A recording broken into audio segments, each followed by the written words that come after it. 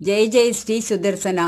திருமலா திருப்பதி தேவஸ்தானம், திருச்சானூர் ஸ்ரீ பத்மாவதி தாயார் கோவில் வாராந்திர சேவை முடிந்த பின் திங்கட்கிழமை 16/8/2021 அன்று ராஜகோபுரத்தில் மணியோசையுடன் அனைவருக்காகவும் இருந்த இடத்திலிருந்தே பிரார்த்தனை.